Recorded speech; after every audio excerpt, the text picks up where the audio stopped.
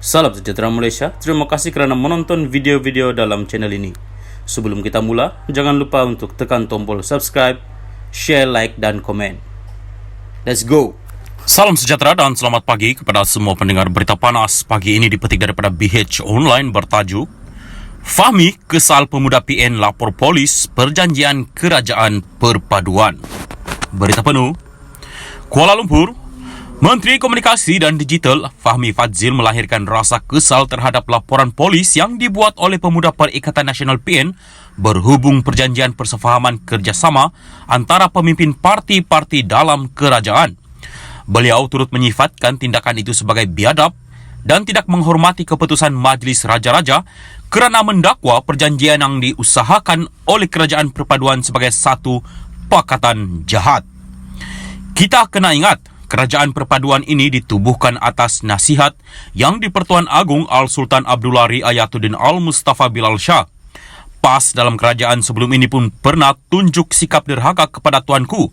Jadi, saya lihat memang pemuda PN ini saya rasa terbawa-bawa dengan amalan dari dulu, katanya kepada Bernama pada program Jom Tonton Perlawanan Akhir Piala Dunia 2022 di Kompleks Sukan Ekpak Pantai Dalam di sini malam tadi.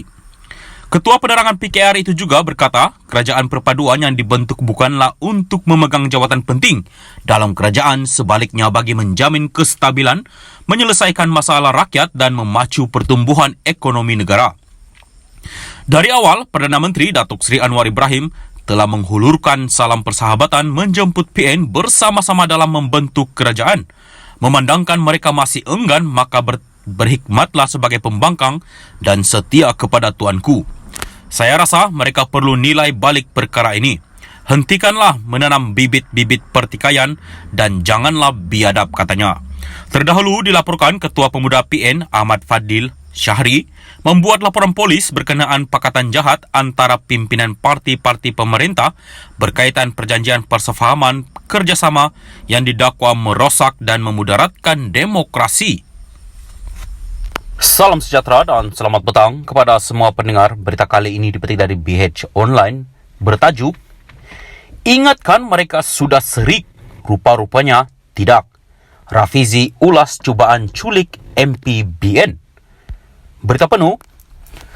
Putrajaya, perjanjian persefahaman MOU antara Pakatan Harapan PH dengan gabungan parti yang menyokong pembentukan kerajaan perpaduan disifatkan langkah jauh lebih demokratik berbanding ketika kerajaan di bawah pentadbiran Tan Sri Muhyiddin Yassin. Timbalan Presiden PKR Rafizi Ramli berkata, ia juga termasuk dengan keputusan mengadakan usul undi percaya terhadap Perdana Menteri pada sidang Dewan Rakyat minggu depan. Beliau berkata, malah 148 ahli parlimen MP yang menyokong kerajaan perpaduan sebenarnya bebas untuk mengundi mengikut kepakaran dan pandangan masing-masing kecuali dalam perkara bersabit dengan keabsahan seperti yang sudah pun termaktub dalam Perlembagaan Persekutuan dan Akta Anti Lompat Parti. Selalunya ada dua bentuk undi di parlimen yang bersabit keabsahan kerajaan. Pertama, jika ada usul undi tidak percaya kepada Perdana Menteri. Kedua, undian kepada bajet tahunan dibuat. Selain daripada dua undi ini, sebenarnya ahli parlimen bebas untuk mengundi mengikut pandangan masing-masing dan itu tidak tertakluk kepada pasal 4 dalam perjanjian ini. Bagi saya, ini jauh lebih demokratik berbanding dengan keadaan berlaku sebelum ini sewaktu Muhyiddin dan Perikatan Nasional PN berkuasa.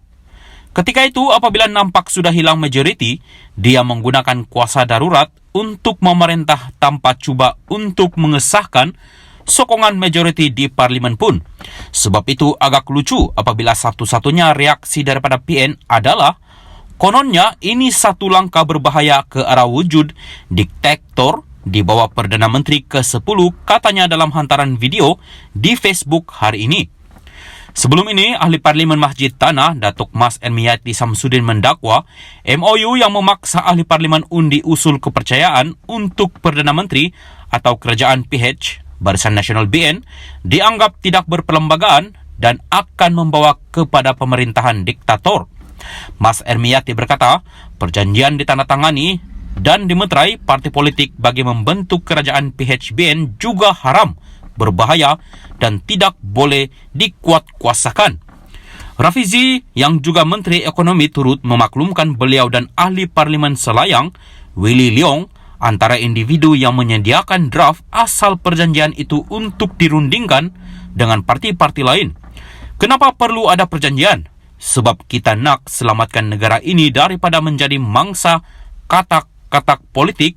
Budaya menggunakan katak-katak politik untuk membentuk kerajaan ini dimulakan Muhyiddin dan Tan Sri Abdul Hadi Awang semasa langkah Sheraton dulu.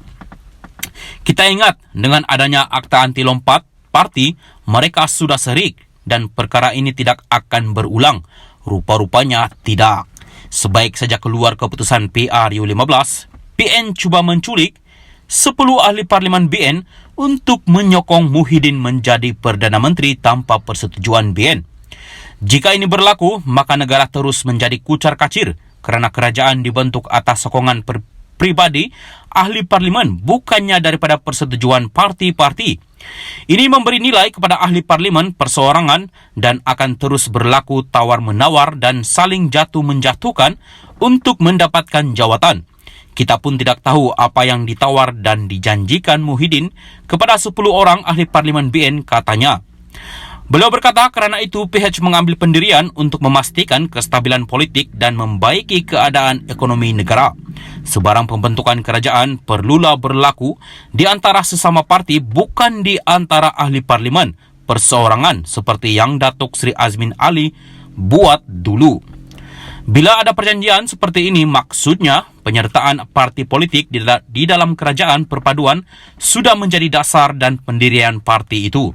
Sekiranya dalam pengundian pembabitkan keabsahan kerajaan perpaduan, ada ahli parlimen dari mana-mana parti yang cuba sabotaj atau dibeli hingga menjejaskan keabsahan kerajaan perpaduan, tindakan itu dikira sebagai melanggar pendirian dan kedudukan mereka di dalam parti, katanya. Sekian berita, teruskan bersama channel ini.